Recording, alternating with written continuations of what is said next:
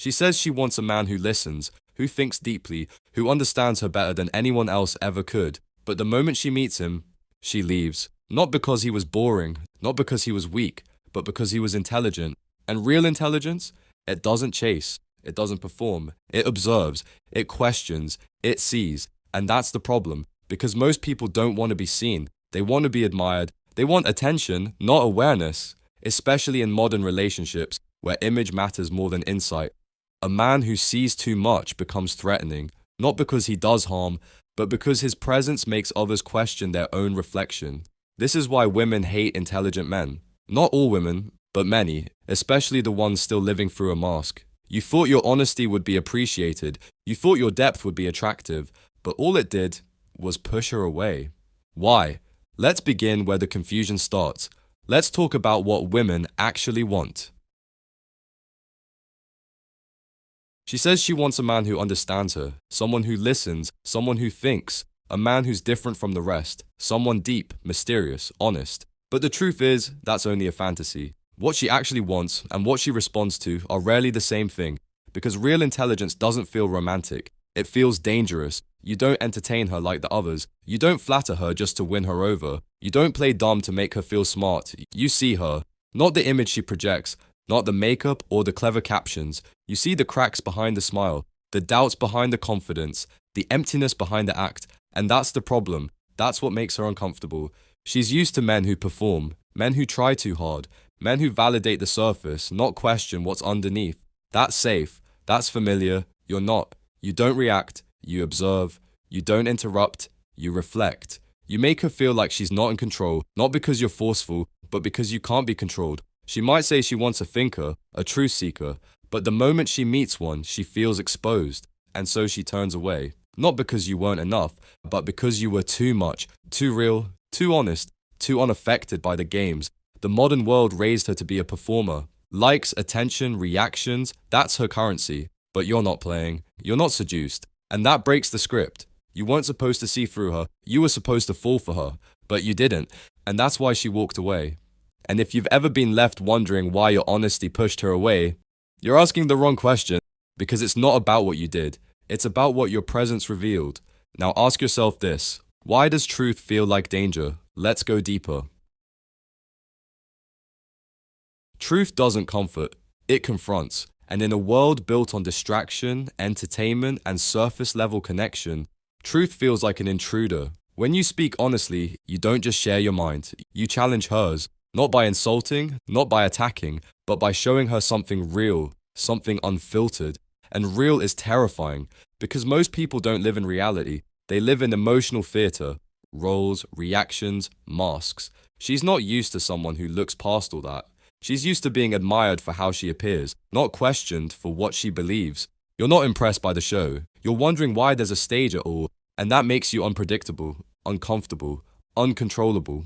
It's not that you said anything wrong, it's that your silence, your depth, your stillness, it makes her reflect. And reflection is a mirror most people spend their whole lives avoiding. People don't fear pain, they fear seeing what they've become.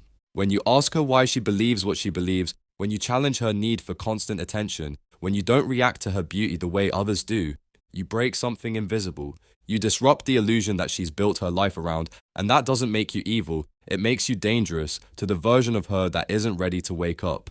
Kierkegaard wrote about this fear. He called it despair. Not loud, dramatic despair, but quiet, ordinary despair.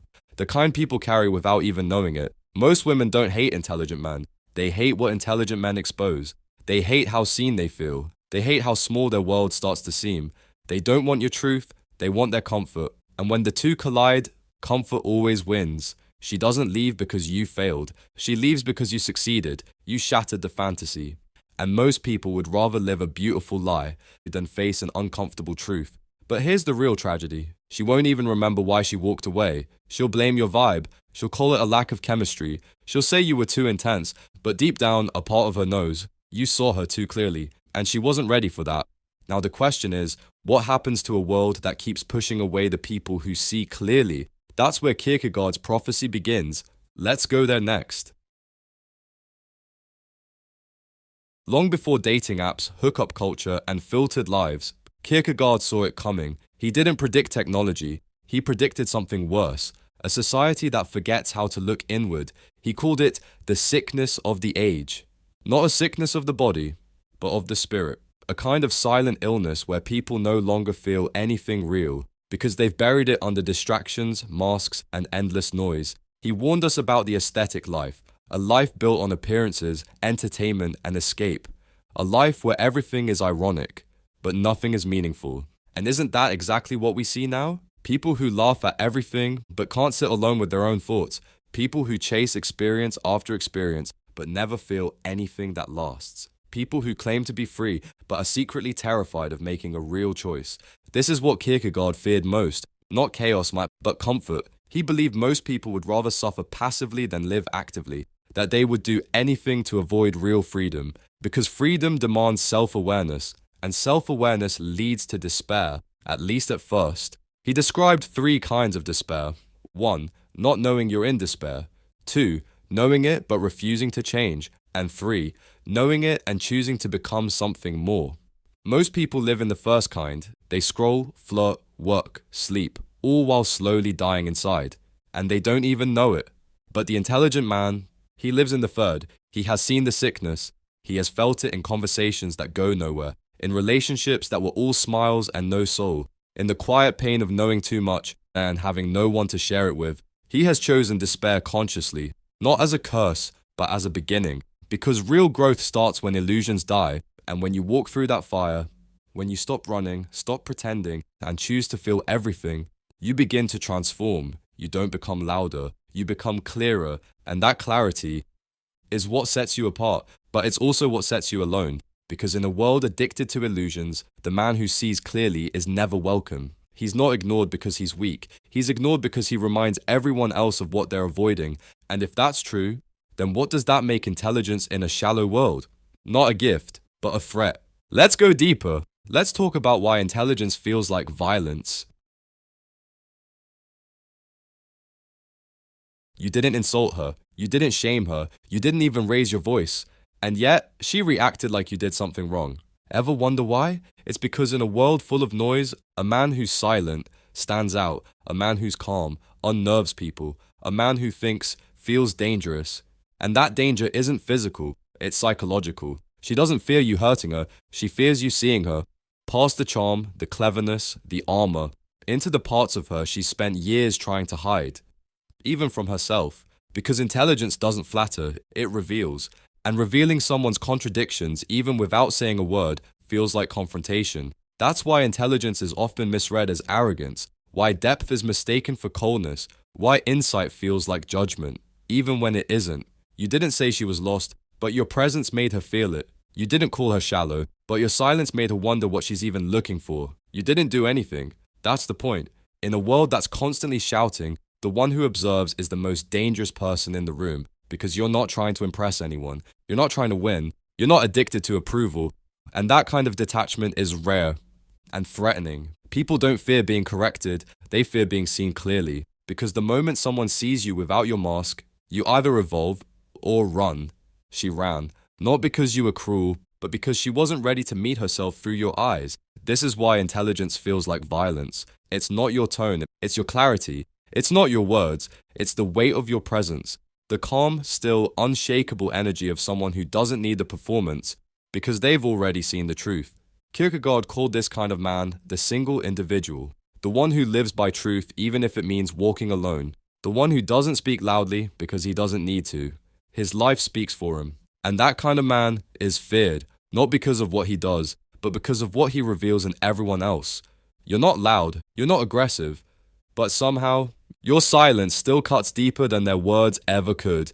Now the question is, what do you do with that power? What does the intelligent man do when the world misunderstands him? Let's answer that next.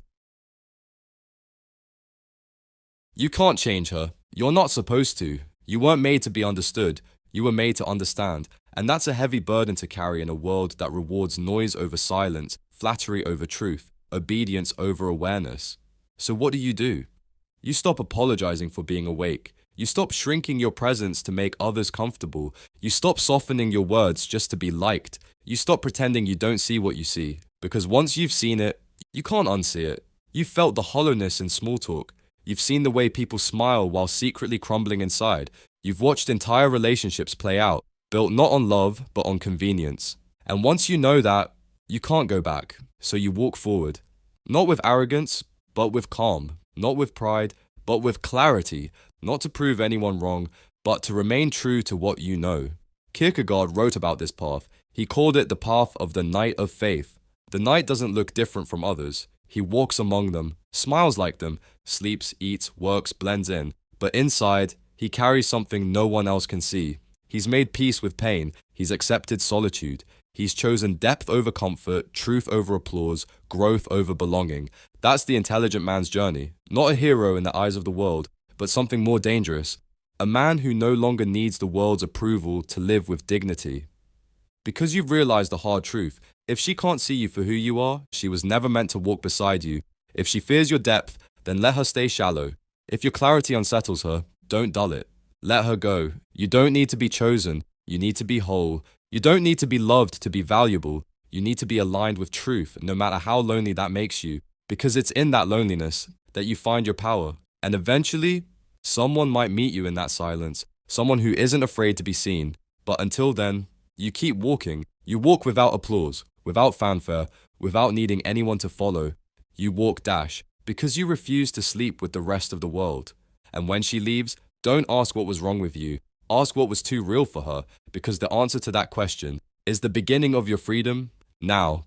What happens when you finally stop chasing, when you stop proving, when you stop waiting to be understood? That's where we end this journey, and that's where your real life begins. You were never here to fit in. You were here to wake up. That's why people leave. That's why they flinch when you speak the truth or say nothing at all. Because you're not chasing status. You're not here to perform. You're not addicted to the illusion. You came here to see, and that makes you rare, but it also makes you lonely. So when she pulls away, don't chase.